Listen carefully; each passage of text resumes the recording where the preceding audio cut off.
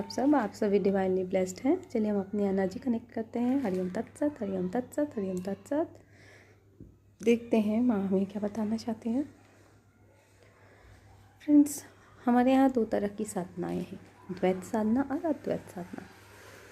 द्वैत साधना वाले लोग संसार को सत्य मानते हैं और वहीं अद्वैत में इसकी व्याख्या होती है कि ब्रह्म सत्य, जगत मिथ्या। तो जब द्वैत वालों की आराधना होती है तो वो जगत को सत्य मानते हैं, जगत में व्याप्त माया को भी सत्य मानते हैं। लेकिन जब उस द्वैतवादी की आराधना उच्च कोटि की हो जाती है तो उन्हें ये पता हो जाता है कि हमारे इस संसार में स्थित सब में जो आत्मा है, परमात्मा है, सिर्फ स्वयं उसकी ही एक सत्ता है और वही परमात्मा सत्य है, सब में सत्य है। संसार भी सत्य है, माया भी सत्य है, लेकिन सत्ता सिर्फ एक परमात्मा की है। अद्वैत में जब हम कहते हैं ब्रह्म सत्य जगत मिथ्या, इसका तात्पर्य कैसे है और ये संसार से कनेक्टेड कैसे है?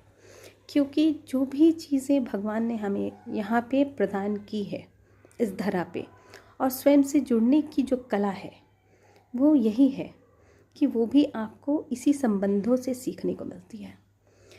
जब हम संसार में द्वैतवादियों की आराधना को देखते हैं और हम मानने लगते हैं कि सत्ता तो एक सिर्फ परमात्मा की है, हमारे आत्मा की है और सब में एक ही परमात्मा वास करते हैं, तो जब एक ही परमात्मा आपके अंदर भी है, किसी और के अंदर भी है, जितने विभिन्न प्राणियां हैं, सारे विभिन्न प्राणियों में एक ही परमात्मा है, एक ही सत्य परमात्मा है और एक ही वही है, उसी की सत्ता है।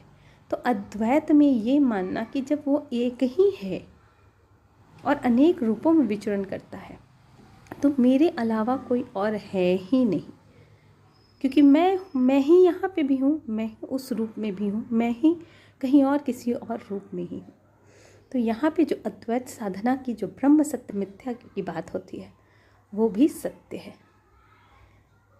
ये सिर्फ एक ऊर्जा की बात होती है, निराकार ब्रह्म की बात होती है कि हम उस उच्च कोटि तक पहुँच पाते हैं और समझ पाते हैं कि प्रकृति ने हमें कुछ भी बेवजह नहीं दिया है। सब बातें एक दूसरे से इंटरकनेक्टेड भी हैं और सत्य भी हैं। ये समझना